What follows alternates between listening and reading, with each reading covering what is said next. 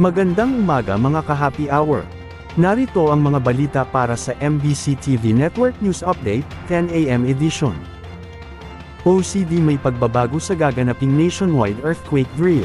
Magpapatupad ng mga pagbabago ang Office of the Civil Defense sa gaganaping nationwide simultaneous earthquake drill sa darating na March 13. Ang nasabing drill ngayong taon ay gaganapin sa Santa Rosa, Laguna, kung saan layo nito ay para maipakita ng rehiyon ang kanilang pagresponde sa tuwing may lindol. Maipapakita rin dito kung gaano sila kabilis makipagkoordinasyon sa iba't ibang ahensya. Dagdag pa ng OCD, na quarterly drill ay dito makikita ang kahandaan ng lungsod ng Santa Rosa at mga katabing bayan, ganun din ang kanilang Regional Disaster Risk Reduction and Management Council sa Region 4A. Hinikayat din ng OCD ang publiko, na lumahok at seryosohin ang nasabing drill. Samantala, sa ibayong dagat, Pope Francis, nananatiling stable ang kalusugan sa ikatlong linggo nito sa pagamutan. Patuloy na nakabantay ang mga doktor sa lagay ng kalusugan ni Pope Francis. Ayon sa Vatican, na stable na ang kondisyon ng 88 anyos na Argentinian Pope, at binabantayan nila ang prognosis ng kanyang kalusugan. Hindi rin tumitigil ang kanyang gamutan kabilang ang respiratory physiotherapy.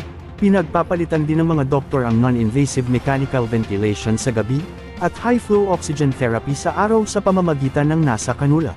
Dagdag pa ng Vatican, na tuwing umaga ay naglalaan ang Santo Papa ng 20 minuto na pagdarasal sa chapel, na matatagpuan sa ika-10 palapag ng Gemelli Hospital. Sa maghapon aniya ay binibigyan ng atensyon ng Santo Papa, ang ilang trabaho sa kanyang opisina.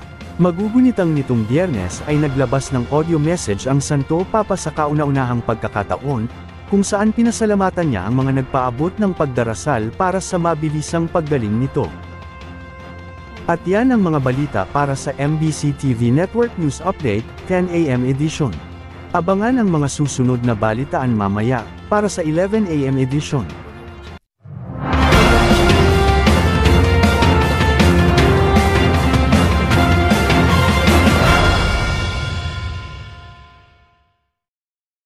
Mga ka-happy hour, kung gusto mong manood ang mga balita sa MBC TV Network News Update, mag-subscribe sa aming YouTube channel, i-like ang aming Facebook page, at i-follow sa aming TikTok account.